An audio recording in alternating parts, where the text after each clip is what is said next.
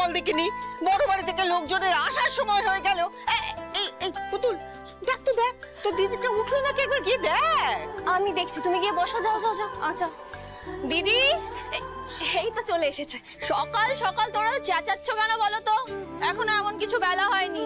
এই চোখটা একটু কচলে দেখ, কত বেলা হয়েছে নিজেই বুঝতে পারবি। এদিকে সব রান্না শেষ হয়ে গেল। সব রান্না হয়ে গেছে? হ্যাঁ রে, সব রান্না করে ফেলেছি আমি তো, সেই ভোরবেলা থেকে। দেখ না, সব হয়ে গেছে। শোন না, বলছি যে বড় বাড়ি থেকে ওরা তো এক্ষুনি চলে আসবে, জিজ্ঞেস করলে বলবি তুই রান্না করেছিস। তরকারিতে হচ্ছে তোর জিরে আর ফোড়ন দিয়েছি, আর মাছের কালিয়াতে গোটা গরম মশলা। মনে করে বলবি কিন্তু, মাঠান জিজ্ঞেস করতে পারে। সাক্ষাৎ অন্নপূর্ণা মেয়ে আমার, তুই পুতুল। শুধু তোর কথা কেউ জানতে পারলো না। ও বড় বৌদি, বল।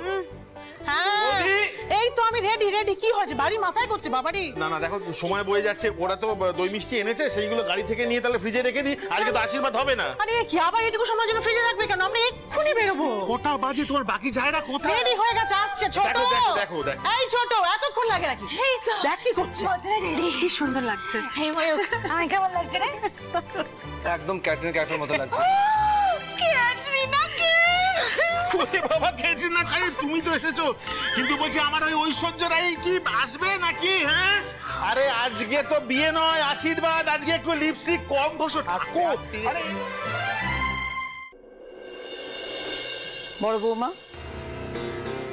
হ্যাঁ মা, আশীর্বাদী গয়না শাড়ি সব গুছিয়ে নিয়েছো তো? হ্যাঁ মা, আপনি চিন্তা করবেন না, আমি সব গুছিয়ে নিয়ে নিচ্ছি, সব। মাঠান, আমার যে কি আনন্দ হচ্ছে আজকে, পুতুলের আশীর্বাদ।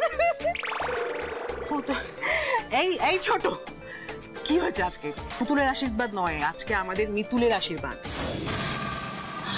কিন্তু আমি তো শুনলাম যে পুতুলের নাকি বিয়ে। তুমি একটু চুপ করবে? হাত জোর করে অনুরোধ করছি, তোমার মুখটা একটু বন্ধ রাখো প্লিজ। প্রেমাংশু, বলছি কি, ওকে মুখ বন্ধ রাখতে বলা আর প্যাঁচ কাটা কলের জল বন্ধ করা দুটো একই জিনিস। যতই প্যাচ টাইট দাও, আলগা হবে। মাঠান, আমি বলি কি, রোহিণীকে আজকে না নিয়ে যাওয়াই ভালো।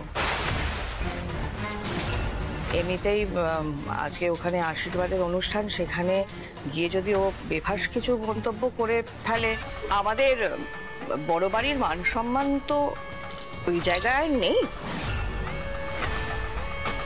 যথেষ্ট পড়ে গেছে, তাই জন্য বড় বাড়ির মান সম্মান নিয়ে তোমার না ভাবলেও চলবে মেজ বৌমা। সেটা ভাবার জন্য আমি এখনো বেঁচে আছি।